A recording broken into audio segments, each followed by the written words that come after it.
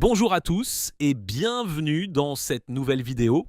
C'est toujours un immense plaisir de vous retrouver pour décrypter ensemble l'actualité automobile et économique qui touche directement notre quotidien. Aujourd'hui, nous allons aborder un sujet qui nous concerne tous, un sujet qui a le don de faire grimper notre tension artérielle à chaque fois que l'on s'arrête dans une station-service. Vous l'avez deviné, nous allons parler du prix du carburant. Le passage à la pompe est devenu une véritable épreuve psychologique. Vous prenez le pistolet, vous regardez les chiffres défiler à une vitesse folle sur l'écran numérique et vous réalisez que la barre symbolique, voire traumatisante, des 2 € le litre pour le gazole ou le sans-plomb est de nouveau franchie. Avec les tensions géopolitiques actuelles, notamment au Moyen-Orient, le cours du baril de Brent s'est envolé. Face à cette flambée, nous sommes tous dans le même bateau en Europe. Les dinosaures transformés en or noir coûtent de plus en plus cher. Pourtant, si le problème est mondial, les solutions apportées par les gouvernements, elles, sont radicalement différentes. Et c'est là que le contraste devient fascinant et, pour tout dire, un peu révoltant. D'un côté, nous avons la France, notre cher pays, qui semble avoir adopté une stratégie de l'enfumage bureaucratique. De l'autre, l'Italie qui vient de dégainer une arme économique massive et pragmatique pour soulager instantanément ses citoyens. Beaucoup résument de la situation en disant simplement que l'Italie a baissé ses prix de 25 centimes alors que la France ne fait rien. Mais la réalité est beaucoup plus profonde, beaucoup plus cynique et c'est exactement ce que nous allons décortiquer aujourd'hui. Oubliez les discours lisses des politiciens, nous allons regarder ce qui se cache vraiment sous le capot de la fiscalité. Commençons par la stratégie française. Quand le prix du carburant a commencé à exploser, quelle a été la réaction de nos dirigeants? Ont-ils baissé les taxes? Ont-ils bloqué les prix? Pas du tout. Ils ont organisé une grande opération de communication en envoyant la répression des fraudes, la fameuse DGCCRF, faire des contrôles dans les stations-service. Le message envoyé aux Français était clair, si vous payez votre essence trop cher, c'est la faute des méchants distributeurs qui profitent de la crise pour gonfler leurs marges. Mais regardons les chiffres avec un minimum d'esprit critique. La DGCCRF a contrôlé environ 630 stations-service sur l'ensemble du territoire. Savez-vous combien il y a de stations en France? Plus de 11 000.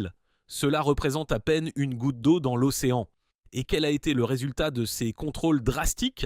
Environ 6% des stations contrôlées ont été sanctionnées et la plupart du temps pour des erreurs d'affichage sur les totems à l'entrée, pas pour des marges abusives.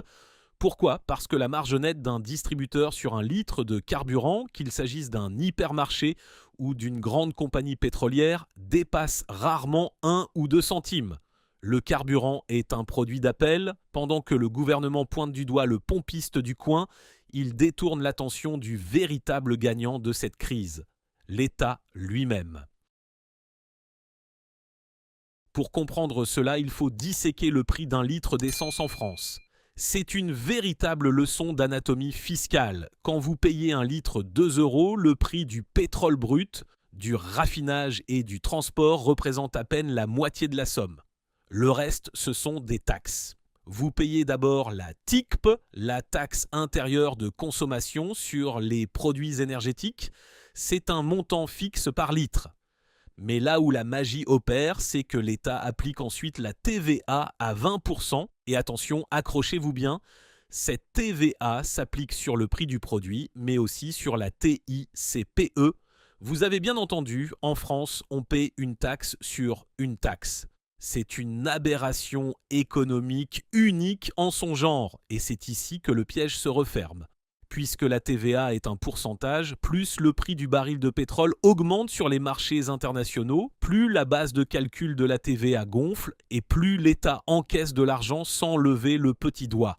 C'est ce que l'on appelle l'effet d'aubaine ou l'aspirateur fiscal. Chaque fois que le prix à la pompe augmente de 10 centimes à cause d'une crise mondiale, l'État français engrange des millions d'euros de recettes fiscales supplémentaires non prévues au budget. Voilà la véritable raison pour laquelle notre gouvernement refuse de toucher au prix de manière structurelle. Limiter les prix, ce serait se priver d'une manne financière colossale. Alors, on préfère vous promettre éventuellement un petit chèque carburant sous condition de revenus, une véritable usine à gaz administrative que beaucoup de Français éligibles ne réclament même pas à cause de la complexité des démarches. Maintenant, traversons les Alpes et regardons ce qui se passe en Italie. Historiquement, l'Italie est un pays où le carburant est extrêmement taxé, souvent même plus qu'en France, mais face à cette flambée des cours, le gouvernement de Giorgia Meloni n'a pas envoyé des inspecteurs vérifier les panneaux d'affichage.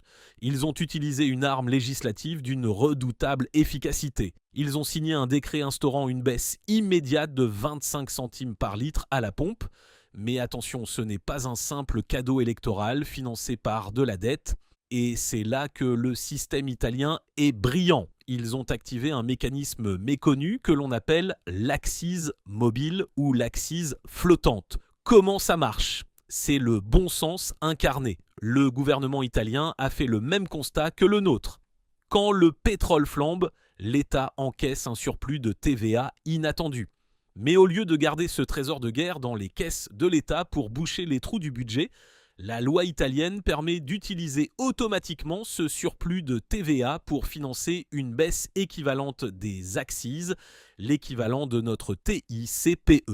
En d'autres termes, l'État italien accepte de neutraliser l'effet de l'inflation fiscale. Ils se disent « Nous n'avons pas le droit de nous enrichir sur le dos de nos concitoyens simplement parce qu'il y a une crise au Moyen-Orient. Ce que nous gagnons en plus d'un côté avec la TVA, nous le rendons immédiatement de l'autre en baissant les taxes fixes à la poste à la pompe. C'est un mécanisme anti-spéculation implacable qui s'applique à la source pour tout le monde, sans formulaire à remplir, sans condition de ressources et sans avoir besoin de se connecter à un site gouvernemental qui plante une fois sur deux. La différence de philosophie entre nos deux pays est saisissante. En France, l'automobiliste est perçu comme une vache à lait éternelle. On part du principe que pour aller travailler, faire ses courses, emmener les enfants à l'école ou rendre visite à un proche à l'hôpital, le Français n'a pas d'autre choix que de prendre sa voiture, surtout en dehors des grandes métropoles où les transports en commun sont inexistants. Donc, quoi qu'il arrive, il paiera. C'est une demande que les économistes appellent inélastique. Le gouvernement français encaisse donc la TVA maximale en se disant que le conducteur finira bien par s'adapter, quitte à rogner sur son budget loisirs ou alimentation. Mais cette vision à court terme est un calcul économique extrêmement dangereux. L'Italie l'a parfaitement compris et c'est pour cela qu'ils ont agi si vite. Le carburant n'est pas un produit de luxe, c'est le sang de l'économie. Quand le gazole dépasse les 2 €, ce n'est pas seulement le particulier qui souffre. C'est le boulanger qui paie plus cher sa farine car le transporteur a augmenté ses prix. C'est le plombier qui augmente ses frais de déplacement. Ce sont les agriculteurs qui voient le coût d'utilisation de leur tracteur exploser. Tout, absolument tout ce que nous consommons est transporté par la route. En refusant de bloquer les taxes comme le fait l'Italie, la France laisse l'inflation se propager comme un virus dans l'ensemble de l'économie. Le résultat est mathématique. Le pouvoir d'achat des classes moyennes s'effondre. Et quand les Français ont moins d'argent à la fin du mois, que font-ils ? Ils consomment moins, ils achètent moins de vêtements, repoussent l'achat d'une nouvelle voiture, vont moins au restaurant. Et devinez quoi ? En consommant moins, ils paient moins de TVA générale. L'État français pense faire une bonne affaire en gardant sa taxe sur les carburants, mais en réalité, il étouffe la croissance économique de son propre pays. C'est la définition même de se tirer une balle dans le pied. L'exemple italien est une véritable leçon de pragmatisme. Leurs dirigeants ont compris qu'il valait mieux renoncer à une rentrée fiscale opportuniste pour préserver la dynamique économique du pays. Le ministre des Transports italien n'a pas manqué de le souligner, non sans une certaine fierté nationale, rappelant que grâce à ce décret, faire son plein à Rome ou à Milan devenait moins punitif qu'à Paris ou à Berlin. Alors, que pouvons-nous espérer pour l'avenir chez nous ? Les associations d'automobilistes françaises réclament depuis des années l'instauration d'une TIPP flottante, un système similaire à l'accise mobile et italienne, qui avait d'ailleurs été brièvement testé en France au début des années 2000 avant d'être abandonné. Mais jusqu'à présent, Bercy fait la sourde oreille, s'accrochant à ses recettes fiscales comme un naufragé à sa bouée. On nous parle de transition écologique, on nous dit qu'il faut rouler en voiture électrique. C'est un argument louable sur le papier, mais la réalité du terrain, c'est que des millions de Français ne peuvent pas se permettre de débourser 30 ou 40 000 euros pour un véhicule neuf. Ils doivent faire durer leur voiture thermique et ils sont littéralement pris en otage par les prix à la pompe. Il est grand temps que nos dirigeants regardent ce qui fonctionne au-delà de nos frontières. La crise du pouvoir d'achat n'est pas une fatalité, c'est aussi le résultat de choix politiques et fiscaux. La démonstration italienne prouve qu'avec un peu de courage politique et un mécanisme intelligent, on peut protéger les citoyens sans pour autant ruiner les finances santé publiques. Il suffit d'arrêter de considérer chaque crise internationale comme une opportunité de remplir les caisses de l'État. Je suis très curieux d'avoir votre avis sur la question. Que pensez-vous de ce mécanisme d'accise flottante utilisé par l'Italie ? Pensez-vous que la France devrait adopter ce système immédiatement ou croyez-vous que le gouvernement finira par céder sous la pression ? Prenez le temps de partager vos réflexions dans la zone des commentaires juste en dessous, je lirai tout ça avec une grande attention. Le débat est ouvert et il est crucial. Si cette analyse vous a plu et qu'elle vous a permis d'y voir un peu plus clair dans la jungle des taxes et des stratégies politiques, n'hésitez pas à soutenir la chaîne en laissant un pouce bleu. Pensez également à vous abonner et à activer la cloche des notifications pour ne rater aucune de nos prochaines enquêtes et analyses automobiles. On se retrouve très vite pour une nouvelle vidéo. Prenez soin de vous sur la route. À très bientôt